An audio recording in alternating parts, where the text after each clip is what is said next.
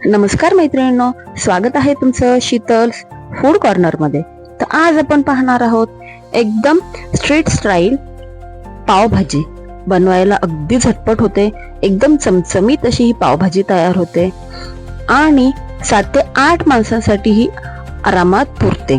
एकदम झटपट, अगदी 15 ते 20 मिनिटात ही पावभाजी बनवून तयार होते. चला तर मग रेसिपीला सुरुवात करूया. आणि हो, यामध्ये मी भरपूर टिप्स ट्रिक्स सांगितलेल्या आहेत, त्यामुळे व्हिडिओ शेवटपर्यंत नक्की पहा.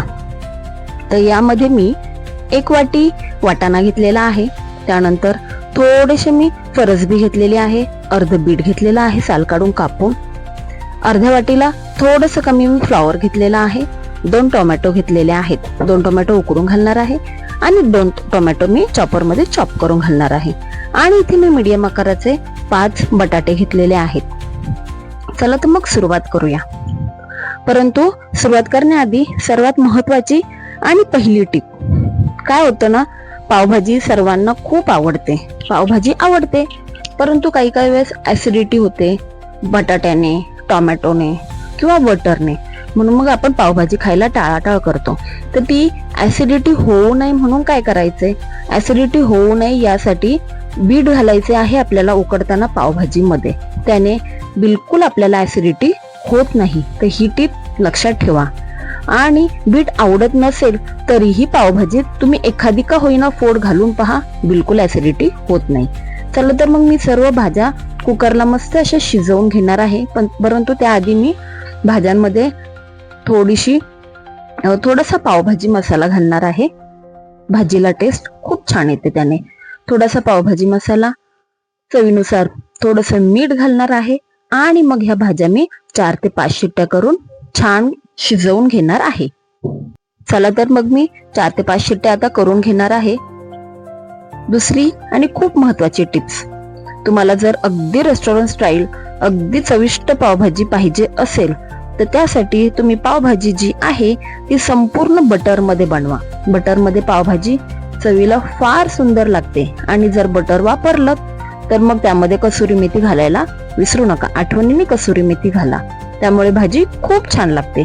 मी यामध्ये 2 चमचे तूप घातलेला आहे, कारण माझ्याकडे बटर नव्हतं त्यामुळे मी तूप घातलेलं आहे. ही खूप सकाळी मी पावभाजी बनवली त्यामुळे माझ्याकडे काय बटर अवेलेबल नव्हतं.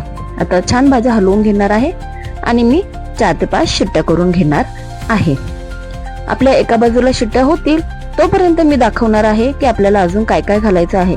अगदी झटपट ही होणारी रेसिपी आहे, त्यामुळे व्हिडिओ शेवटपर्यंत नक्की पहा. मी एकदम परफेक्ट प्रमाण सांगितलेलं आहे.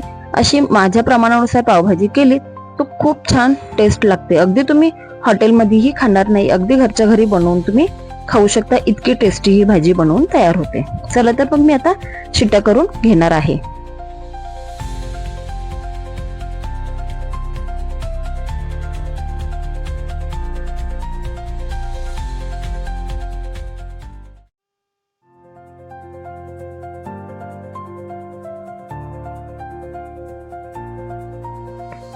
एका बाजूला शिट्ट्या होत आहेत आपल्या, त्या साईडला एका साईडला मी 3 मीडियम आकाराचे कांदे घेतलेले आहेत, ते चॉपर मधून चॉप करून घेतलेले आहेत.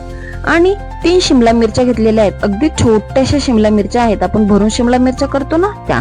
आणि उरलेले 2 टोमॅटो लालवाले घेतलेले आहेत, तेही चॉपर मधून चॉप करून घेतलेले आहेत.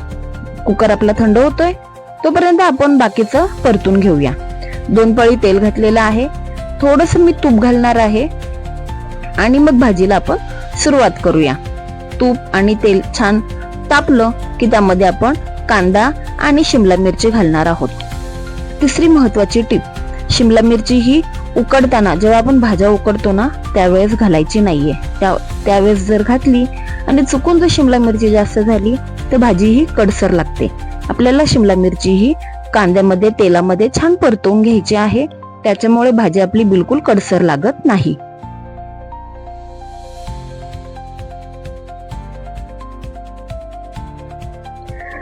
कांदा आणि शिमला मिरची परतत आहे. आपण त्यामध्ये घालणार आहोत अर्धा चमचा अद्रक लसणाची पेस्ट. ही मी घरी बनवलेली पेस्ट आहे, तुम्ही विकतचीही घालू शकता. तेही छान आपल्याला परतून घ्यायचं आहे. अद्रक लसणाची पेस्ट आपल्याला छान परतून घ्यायची आहे. अगदी जास्तही घालायची नाही, नाहीतर मग ते फक्त लसणाचाच फ्लेवर लागतो पावभाजीला. ती छान परतली की मग आपण यामध्ये मसाले घालणार आहोत.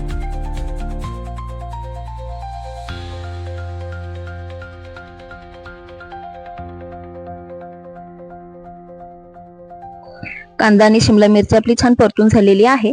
आता आपण यामध्ये पावभाजी मसाला घालणार आहोत, बेडगी मिरची पावडर घालणार आहोत, कमी तिखटवाली, हळद घालणार आहोत आणि थोडस लाल तिखट घालणार आहोत घरचं. हे छान परतून घ्यायचं आहे.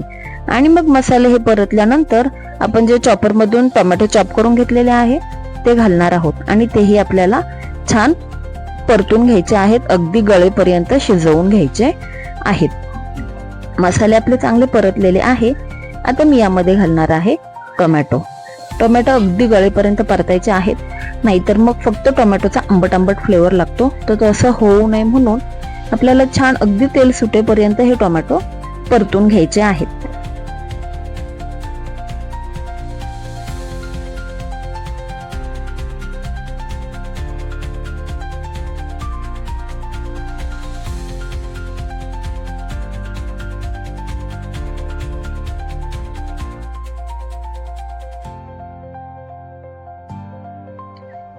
भाज्या पाहू शकता आपल्या छान अशा उकडलेल्या आहेत.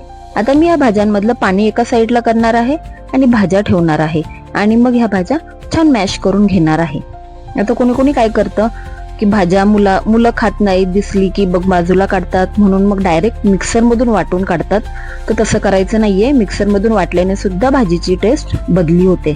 शक्यतो मॅशरने चांगलं मॅश करा. पाहू शकता एकदम छान मॅश झालेलं आहे.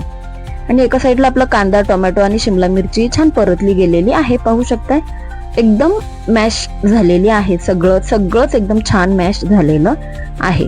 आता यामध्ये आपण ज्या मॅश केलेल्या भाज्या आहेत त्या घालून घेणार आहोत. पाहू शकता भाजीचा कोणताच पार्ट किंवा काहीच आपलं यामध्ये दिसत नाहीये जे मुलं काढू शकतील. अशा प्रकारे छान भाजी मिक्स करून घ्यायची आहे आणि बाजूला जे पाणी ठेवलेलं आहे ते घालायचं आहे. शक्यतो भाजीला थंड पाणी घालू नका. परत जर गरज वाटलीच तर गरम पाणी घाला, थंड पाणी घालू नका. आता मी ते भाजीचं राहिलेलं पाणी घालणार आहे आणि थोडंसं मला गरज वाटते म्हणून मी थोडंसं पाणी गरम करूनही यामध्ये घालणार आहे.